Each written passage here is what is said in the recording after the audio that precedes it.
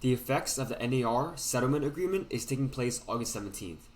And this video mostly focuses on the effects on listing agents post NAR settlement. So in the past, the way the commission structure worked was that the listing agent negotiates the commission. So usually that commission is between 5 to 6%, but for the purposes of this video, we'll just say 5% to keep it easy and simple. So the listing agent, they will make a listing in the MLS, and then the commissions will be negotiated up front with the seller, whether that be 5% or 6% or any other way that it would work. And then the listing agent would offer to the buyer agent 2.5%. That's usually how it works in the past. However, now, after August 17th, or maybe a lot of you guys have already seen, in the market, the commission structure is going to be decoupled. So what this means is that the listing agents will take their own part of the commission, and they won't be negotiating for the actual buyer's agents. So nothing on a buyer's agent's commission is actually guaranteed. And so with that said, during the listing appointment, the listing agent only negotiates their own commission. So for this example, we'll just keep sticking with the 2.5%. And so during that listing presentation or the appointment, the listing agent will have to set expectations. So they would explain to the seller, hey, the old way is that 5 to 6% of the commission will be collected up front, and I would split that with the buyer agent. However, now, the new way, the likely scenario, what would happen is that the buyer submits the offer with the agent, with the buyer's agent, and then the seller, so you, get to negotiate and decide if you want to pay the buyer's agent anything, if at all.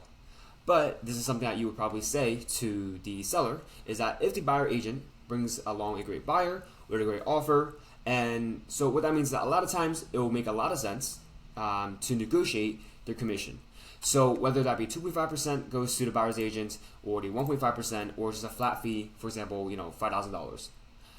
But there's two ways that we get buyers. So the first way is that me, the listing agent, gets the buyer for you. So what happens is it occurs as a buy-side transaction, so it's not due agency. So this will work in all 50 states, as due agency does not work in a lot of states as it's illegal. So the way this works is that the listing agent, they do the paperwork on both sides because the buyer is unrepresented. So in that case, because the listing agent is also performing a buy-side transaction, they can ask the seller to pay them an additional 1% or 1.5% or a flat fee for bringing the seller through their own marketing means. However, another way that the seller can get a buyer for the property is if they worked with another agent. So this can mean that the seller, gets the seller agent gets paid 2.5%, and then the buyer agent also gets paid 2.5% for a total of 5%. So what this means is that in the past, buyer's agent is almost guaranteed 2.5%.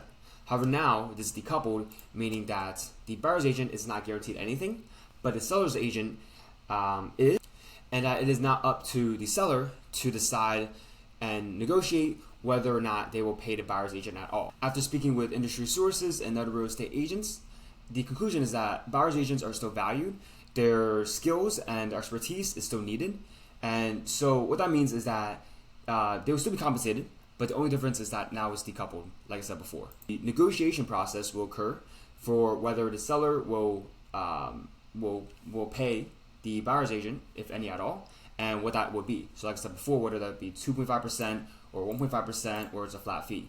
The buyer's agent might start the negotiation at, hey, I can do 2.5%, but the seller, they can negotiate and hit back with, I can do 1.5% and we'll do this deal, right? So all of this comes down to negotiation. In the end, listing agents are still needed, obviously, and buyer's agents will still be needed in order to make the deal both. If you're interested in closing more deals post NAR settlement, click the link in the description below and set up a time with our advisor. And on the call, we can talk about how we could potentially implement a pay-per-close system into your business, where we'll set up all the systems and processes to make that happen for you.